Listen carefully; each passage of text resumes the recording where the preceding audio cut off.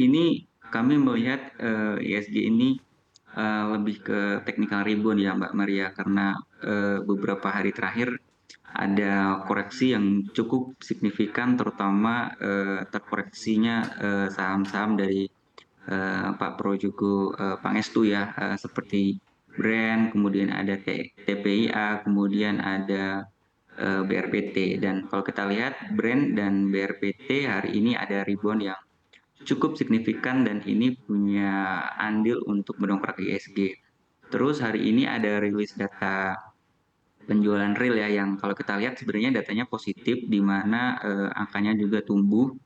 Tapi kita melihat memang ada katalis penekan yaitu tadi sudah sempat dibahas yaitu pelemahan nilai tukar rupiah. Kami mencermatin sepanjang Januari nilai tukar rupiah itu sudah terdepresiasi lebih dari 1%.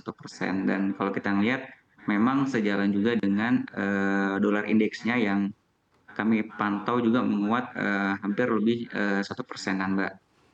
Mhm. Baik Mas Wisnu, saya mau ke Tasya. Ini rupiah ya, tadi udah langsung di-mention sebenarnya dan sudah 1%-an ini, terkoreksi atau melemah begitu terhadap dolar Amerika Serikat di bulan Januari. Kita tahu bahwa target di bulan ini begitu ya disampaikan di APBN kita tuh di 15.000. Ini semakin menjauhi dari level harapan, belum lagi nanti ada tensi-tensi lain dan ini memang cukup berat untuk rupiah di saat ini ya. Tasya menilainya seperti apa sih daya tahan dan ketahanan, rupiah kita ini seperti tidak mampu membalas atau membalikan keadaan ya. Terakhir kita update di akhir tahun lalu ini baru beberapa minggu sebenarnya masih sempat di 15.400-an. Sekarang sudah tampaknya lumayan, tekanannya lumayan dalam sekali.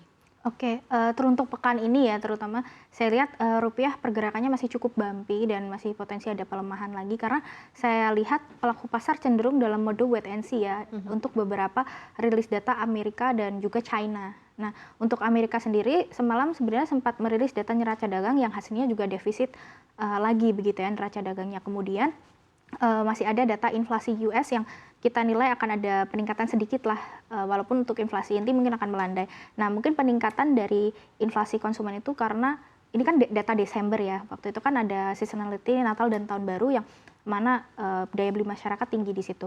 Kemudian juga dari China kita sedang wait and see data neraca dagang dan inflasi juga. Untuk neraca dagang China ini yang perlu kita cermati ya karena ini berhubungan dengan perdagangan ekspor dan impor kita dan mengingat China juga masih mengalami deflasi. Jadi jika nanti neraca dagangnya ada kontraksi, nah ini akan berpengaruh juga pada rupiah kita sehingga Dari sisi konsensus larinya kemana nih untuk neraca dagang China sendiri? Harapannya? harapannya ya kalau melihat dari impor sebenarnya sudah mulai ada perbaikan ya. Oke. Tapi ekspornya ini yang masih tertekan begitu. Nah, kita kan berharapnya di sini mungkin kalau impor ada perbaikan sehingga ekspor kita membaik begitu ya.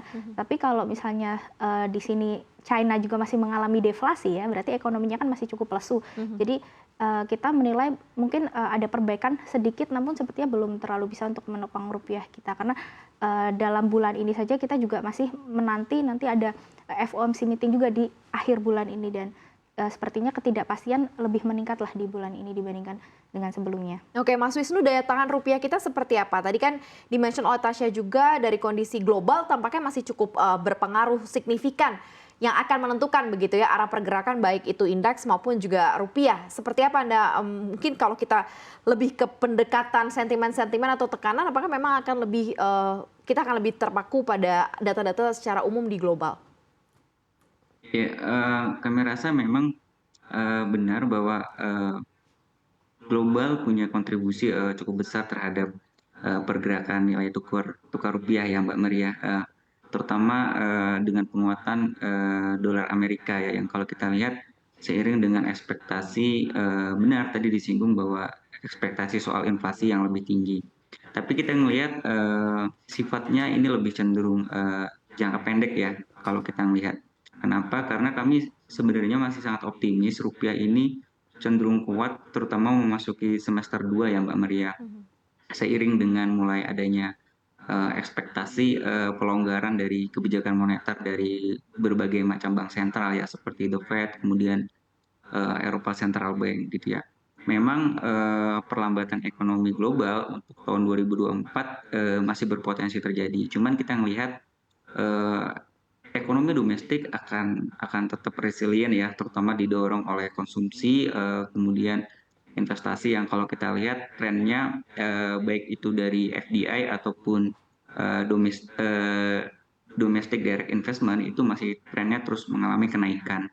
Jadi dalam jangka pendek memang fluktuasi rupiah berpotensi terjadi, cuman kita ngelihat sampai dengan semester 2 kami masih optimis bahwa rupiah itu akan cenderung dalam tren yang cenderung kuat gitu ya. Mhm. Berapa sih kalau Anda prediksikan level-level yang mungkin saja akan dibentuk oleh nilai tukar kita, Mas Wisnu? Ya, di semester 2 kami optimis rupiah itu bisa di 15.300 sampai 15.450-an Mbak Maria. Oke, bisa ke 15.300 ya. Sebenarnya lumayan cukup optimis ya di tengah kondisi seperti ini ya. Tasya, ini kan di tengah sentimen global yang luar biasa, sebenarnya kita berharap juga ada sentimen baik dari dalam negeri. Apalagi kalau ke indeks kan harusnya emiten sudah mulai menyampaikan rilis full year 2023 ya. Ini seperti apa sih kalau misalnya baru gambaran kasar lah ya, apakah emiten kita akan cukup bisa lumayan mempercantik laju IHSG nanti ke depannya? Harusnya kalau kita menilai rilis full year ya, sebenarnya sudah bisa kita lihat gambarannya akan ada perbaikan yang lebih baik begitu. Karena kalau dari perbankan Big Caps terlebih dahulu ya, mereka itu sudah merilis sampai 11 bulan berjalan di 2023. Dan saya lihat untuk beberapa emiten yang hasilnya itu sudah ada yang melampaui kinerja 2022 seperti Bank BNI, Bank Mandiri, dan juga Bank BCA. Dan kalau Bank BRI sendiri saya lihat hanya kurang 3,5 triliun saja untuk mencapai kinerja sama seperti 2022. Jadi saya nilai untuk kinerja perbankan Big Caps harusnya masih akan bagus ya, profitabilitasnya masih cukup solid.